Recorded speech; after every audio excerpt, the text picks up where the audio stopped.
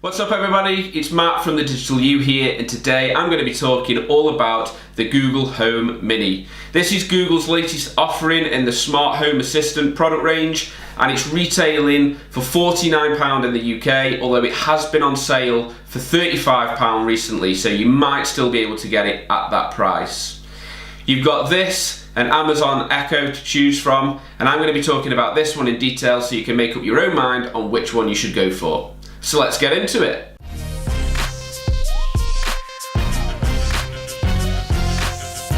Google are labelling the Google Home Mini small and mighty. If you've seen the Google Home, it has the exact same features, it just has the smaller speaker. As I said earlier on, it's retailing at a much more reasonable price, so for some of you who are delving into smart home products for the first time, this might be a really good place to start. So, what do I think? First off, let's talk about looks. As you can see, the Google Home Mini is roughly the size of a donut, and in my opinion, this is far better looking than the Amazon Echo Dot.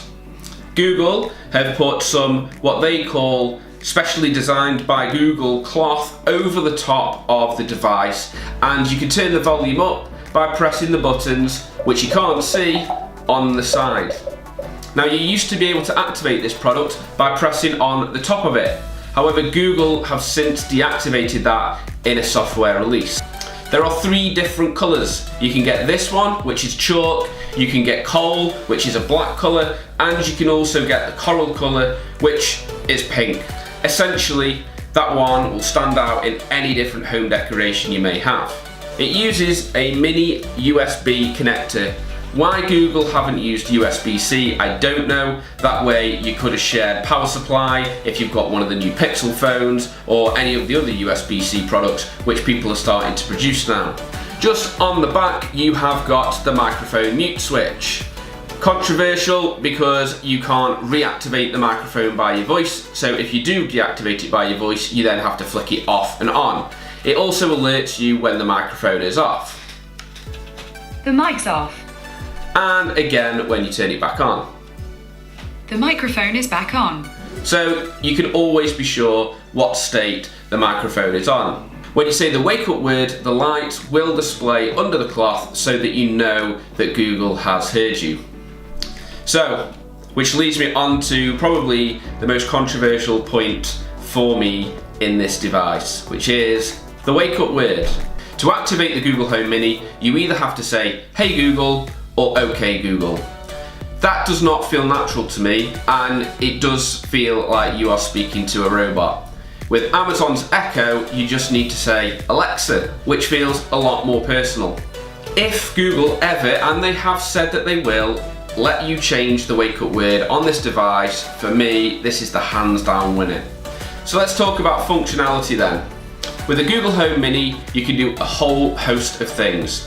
You can search the internet for questions such as, "Hey Google, how many teeth do puppies have?"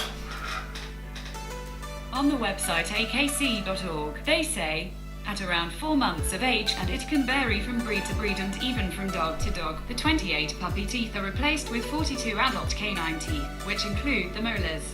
I probably could have asked it a shorter answer question, but you get the point. With this being a Google device, it will hands down beat Alexa every time. With the Google Home Mini, you can also set your reminders, you can set alarms, you can ask it recipes when you're cooking in the kitchen, you can play music from it, you can control all of your smart home devices as well.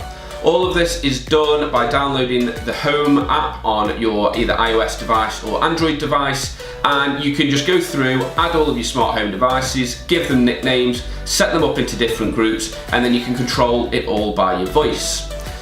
One really cool little feature that I found out the other day, which is a big lifesaver for me, is you can tell it where you put stuff.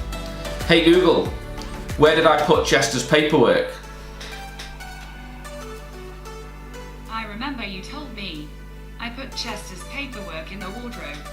Yes, amazing. If you are like me and you constantly forget where you put things, if you tell Google to remember where you've put something, you can ask it at any time and she'll tell you where you've put it. Amazing. Passport, never lost again. You can control all your smart devices like you said, so around my house I've got lights, I've got the Nest thermostat, I've got cameras. Hey Google, turn the rear studio lights off. Sure, turning the rear studio lights off. Hey Google, turn on the rear studio lights. There you go, turning on the rear studio lights. So as you can see, it works really well and it plays nicely with a load of products. Like I said earlier on, the Amazon Alexa does currently support more smart home products. So if you already have a load of smart home products, you do need to check whether this device will play nicely with all yours. But Google is quickly catching up and it is adding more devices by the day. So what's the difference then between this and the Google Home? Well, quite obviously, it's the size and build, which means that the speaker in here isn't going to be as good as the one in the Google Home. Now I purchased this at £34, but even at £50, I still think that despite the size of this speaker, it is really good value for money. This is the sound quality of the Google Home Mini.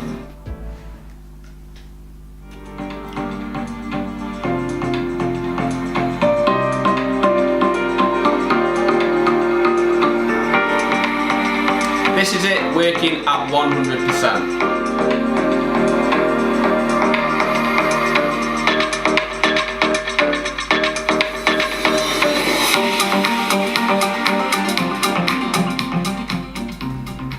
So as you can hear, the sound quality is actually not that bad. It fills this space really well. Now I've bought a few of these and put them all around the house, and I've got the Google Home located in the kitchen. So wherever you are, these things hear you even when music is playing, much to my wife's dismay. So are there any other key differences between this and the Amazon Echo? Well, yes. The Amazon Echo is more advanced in some areas. For instance, in the UK, you have the ability to call other people with an Amazon Echo. If they've got the Amazon Alexa app installed on their phone, if they have another Echo device at home, then you can ask the Alexa device to call someone and it will. Currently in the UK, the Google Home does not. It does in the US though, I believe. So hopefully there are going to be future updates. You can also drop in on your Echo devices, so you can use them as an intercom if you wish. Now, with the Google Home Mini, you do have a feature called Broadcast, which is where you can use that command word and you can speak any message, and what it will do is it will replay that message over every single Google Home device you have at home. So if you're in the kitchen and you want to tell the kids that the tea's ready, you can just say, hey, broadcast tea's ready, and everyone in the house will hear it. I found that actually really useful when I'm leaving work and I can let my wife know that I'm on my way home. I've also used it at Christmas time to pretend that Santa is speaking to my little kid to make him behave, because he's not at the moment. He's been a bit of a pain. So as you can see, the Google Home Mini is a little bit behind Amazon Alexa, but you would expect that given that Amazon got out first. However, Google are catching up, and I expect them to keep introducing new features on a regular basis. Like I said earlier on, the calls and text service is currently available in the US. We are just waiting for it to come to the UK. Hurry up, Google. It's something that I really want to use. So all in all, I think this device is awesome. If you haven't delved into the world of smart home yet, I would strongly suggest that you consider getting one of these. I bought my stepdad one for Christmas. He loves it, and he's already bought his next smart home product, and he's getting cameras set up outside. If you have a Chromecast, this thing plays really nicely, and you can tell it to cast the latest episode of Stranger Things or Sinner, and it will load up on your TV automatically.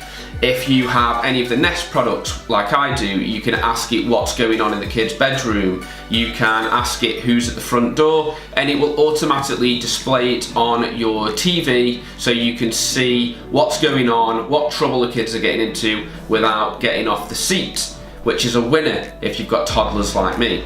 I have been using both Amazon Echo and Google Home for quite a while now, and I have enjoyed using the Google products more, mainly because I think they look a lot nicer and you actually talk more naturally. Other than that wake up word, which hopefully Google are going to allow you to change very, very soon, it is a lot more natural talking to the Google Home.